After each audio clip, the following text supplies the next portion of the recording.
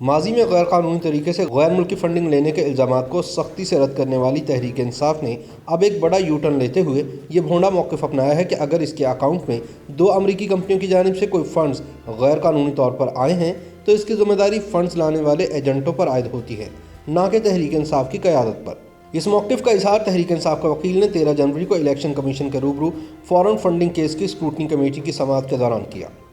یاد رہے کہ گزشتہ 7 برس سے فارن فنڈنگ کیس کی سماعتوں کے دوران تحریک انصاف کسی بھی ممنوعہ ذریعے سے بیرون ملک سے فنڈنگ لینے کے الزام کو رد کرتی آئی ہے۔ تاہم اب امریکہ سے ممنوعہ فنڈنگ لینے کا اقرار کرتے ہوئے اس کے وکیل نے سارا مدعا اپنے ایجنٹس پر ڈال کر گلو خلاصی کروانے کی ناکام کوشش کی ہے۔ پی ٹی آئی کے وکیل نے 13 جنوری کو الیکشن کمیشن کو جمع کروائے گئے تحریری جواب میں یہ موقف اختیار کیا ہے کہ ایجنٹ کی اکٹھی کی گئی کوئی بھی کنٹریبیوشن جو قابل پوچھ گچھ ہو سکتی ہے وہ بنیادی فریق یعنی تحریک انصاف کی دی گئی ہدایات یا ذمہ داری کے دائرہ کار سے ماورا ہے۔ تحریک انصاف نے تازہ موقف الیکشن کمیشن کی اسکروٹنی کمیٹی کی جانب سے دیے گئے سوال نامے کے تحریری جواب میں اپنایا ہے۔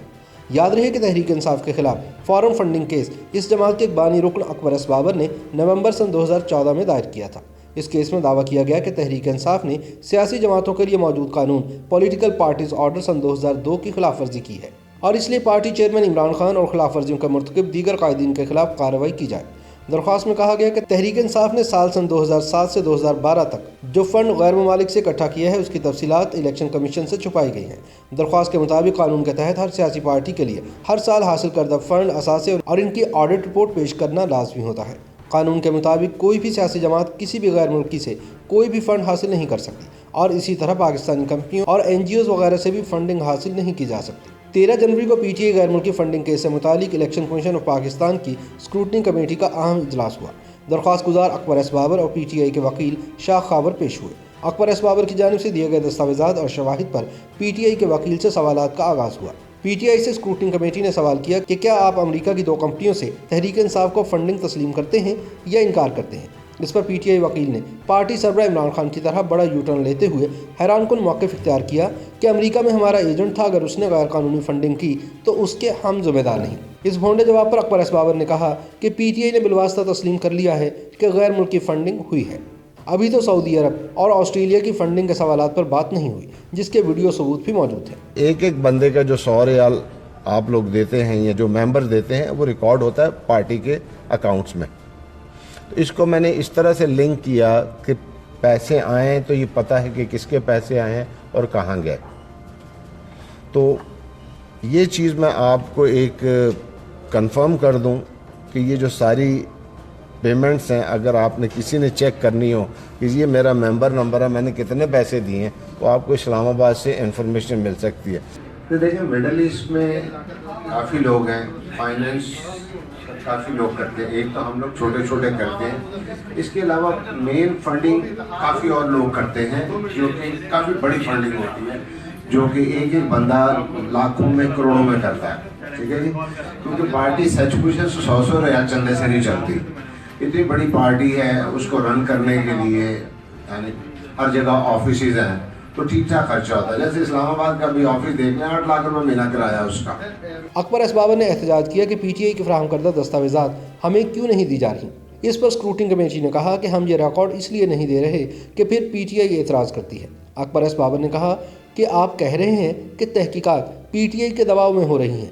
جس پر الزام ہے کہ وہ تحقیقات کے عمل پر اثر انداز ہو رہی ہے۔ اکبر ایس بابر نے کہا کہ ان حالات میں اس کیس میں شفاف تحقیقات کیسے ہوں گے۔ بحث کے باوجود اسکروٹنی کمیٹی نے پی ٹی آئی کے دستاویزات اور بینک اکاؤنٹس کی تفصیلات درخواست گزار اکبر ایس بابر کو فراہم کرنے سے معذرت کر لی۔ واضح رہے کہ ان دستاویزات میں پی ٹی آئی کی 23 بینک سٹیٹمنٹس بھی شامل ہیں جو اسٹیٹ بینک کی ہدایات پر موصول ہوئی تھیں اور الیکشن کمیشن کے پاس پوشیدہ ہیں۔ اکبر ایس بابر کے وکیل احمد حسین شاہ کا کہنا تھا کہ دستاویزات دینے سے انکار کر کے کمیٹی نے الیکشن کمیشن کے 30 مئی 2018 کے حکم کی خلاف ورزی کی ہے جس میں پی ٹی آئی کی جانب سے دستاویزات اور اسکروٹنی کے عمل کو خفیہ رکھنے کی درخواست کو مسترد کر دیا گیا تھا۔ کمیٹی کے چیئرمین نے آگاہ کیا کہ پی ٹی آئی کے بینک سٹیٹمنٹس اور دیگر دستاویزات پی ٹی آئی کے تحفظات پر درخواست گزار کو نہیں فراہم کیے جا رہے، جس پر درخواست گزار اکبر ایس بابر نے شکایت کی کہ اگر جن کے خلاف تفتیش کی جا رہی ہو وہی اس سارے عمل کا انتظام سنبھالیں تو اسکروٹنی اور تحقیقات آخر کس طرح شفاف اور آزادانہ ہو سکتی ہیں۔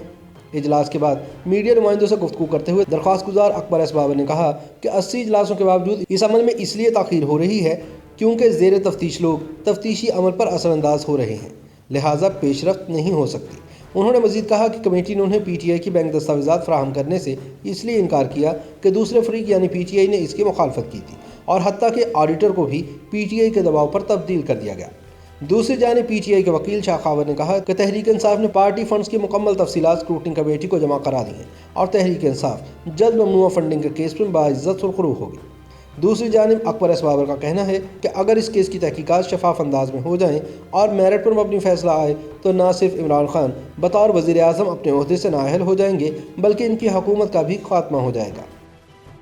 YouTube پر گوگلی نیوز دیکھنے کے لیے youtube.com کی سرچ بار میں googly news T V type کریں۔ گوگلی نیوز کے پیج پر سرخ رنگ کے سبسکرپشن والے بٹن پر کلک کرنا نہ بھولیے۔ YouTube پیج پر اپلوڈ ہونے والی ویڈیوز سے باخبر رہنے کے لیے بیل آئیکن پر کلک کیجیے۔ آپ کو ہر نئی ویڈیو کے بارے میں نوٹیفیکیشن موصول ہو جائے گا۔